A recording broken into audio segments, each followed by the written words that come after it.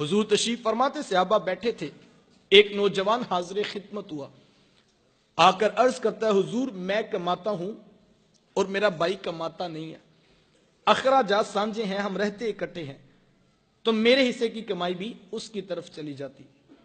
इस तरह एक कमाने वाले भाई ने ना कमाने वाले की शिकायत अल्लाह के रसूल की बारगाह में पेश की। आज घर घर का दुखड़ा यही है, हर घर की बुनियादी लड़ाई की वजह यह है, जो ज्यादा कमाता है वो दूसरों को खातिर में नहीं लाता। बड़ा भाई छोटों के लिए बेपनाह मोहब्बत के जज्बात रखता हो, लेकिन उसकी आमदन थोड़ी हो तो छोटे भाई उसको ताना देते हैं कि तूने बाप के बाद कौन सी हमारे लिए जागीर बना के रखी है, तेरी औलाद तो हमारे खराजात पे पलती, तेरे बच्चों की फीसें तो हम जमा करवाते हैं। ताने किस बात पर दिए जा रहे हैं कि उसकी आमदन सिर्फ थोड़ी है। लेकिन मेरे हुजूर कितना खूबसूरत दीन लेकर तशरीफ फरमा हुए, और मैं ये समझता हूं इस एक बात को अगर दिल में जगह दे ली जाए तो छोटी छोटी बातों पर यूं घर टूटने की तरफ कभी भी ना आए। अर्ज की, हुजूर मैं कमाता हूं, मेरा भाई कमाता नहीं है, रहते इकट्ठे हैं, अखराजात सांझे हैं, तो मेरे हिस्से की कमाई भी उसकी तरफ चली जाती है। मेरे हुजूर बेसाख्ता इरशाद फरमाया, हुजूर फरमाया, हो सकता है अल्लाह तुझे रिज़्क तेरे उस भाई की वजह से दे रहा हो जो कमाता नहीं है।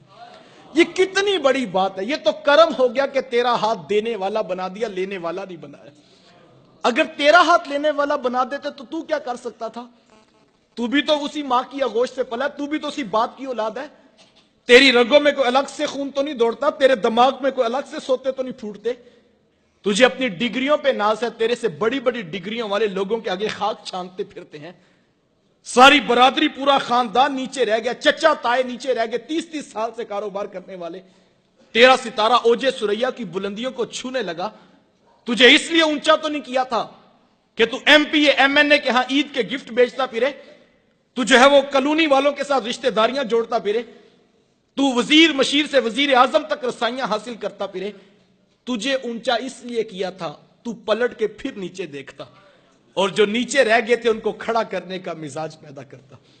वो किसी दानिश्वर ने किसी करोड़पति से पूछा था कि जनाब आप करोड़पति कैसे बन गए?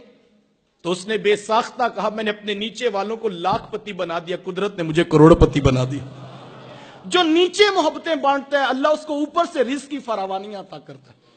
हम समझते हैं कि अमीर के साथ ताल्लुक बनेगा तो फिर हम ऊपर जाएंगे। नहीं साहिब, अगर गरीब भाई की कदर करने का मिजाज बना लो तो ये इतना खूबसूरत वजीफा है कि ये रिज़्क में बरकत का समा करता है। हुजूर अलैहिस्सलाम से सहाबा ने एक दिन पूछा कि हुजूर रिज़्क में बरकत का वजीफा तो बताइए। तो हुजूर फरमाया कि तुम्हें रिज़्क में और उम्र में बरकत का वजीफा ना बता दो। अर्ज की, हुजूर आप इरशाद फरमाए, फरमाया टूटे रिश्तों को जोड़ा करो, अल्लाह रिज़्क में भी बरकत देगा, अल्लाह उम्र में भी बरकत देगा। ये बरकत का वजीफा था, लेकिन आज हम इससे कोसों जो है वो दूर चले गए। हर चीज का हिसाब 2 + 2 4 नहीं होता है साहिब। कुछ अखलाकियात भी मुआशरे के अंदर इस वक्त जो है फैलाने की जरूरत है। और मैं ये कहता हूं अगर इस्लाम की तालीमात को बगौर देखें तो इस्लाम का कैसा खूबसूरत हुस्न है। ये रिवायत आपने उलमा से सुनी है कि जो शख्स 40 कदम किसी मैयत को कंधा दे, किसी जनाजे के साथ चले, तो कंधे के जुदा होने से पहले पहले उसके सगीरा गुनाहों को बख्श दिया जाता है।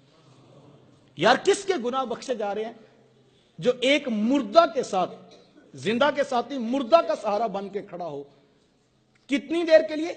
40 कदम। कितना टाइम लग जाएगा? 10 मिनट लग जाएंगे। यार जो 10 मिनट किसी मुर्दा का सहारा बने, इस्लाम उसके गुनाह माफ कर देता है। जो सक्के भाई जिंदा का सहारा बन के खड़ा हो जाए, इस्लाम उसको क्या कुछ नहीं अता करेगा।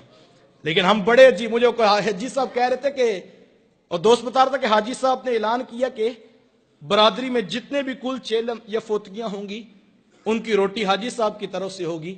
मैंने कहा बहुत अच्छी बात है, मैं किसी की नीयत पे फतवा नहीं देता, लेकिन हाजी साहब को कहना कि मरने के बाद रोटी का क्यों ठेका माला है, काश के जिंदों की कदर करने का मिजाज पैदा करता। हम बड़े अजीब लोग हैं, हम कब्रों पे रो लेते हैं लेकिन हम जिंदा लोगों की कदर करने का मिजाज नहीं रखते हैं। जिंदा लोगों की कदर करें।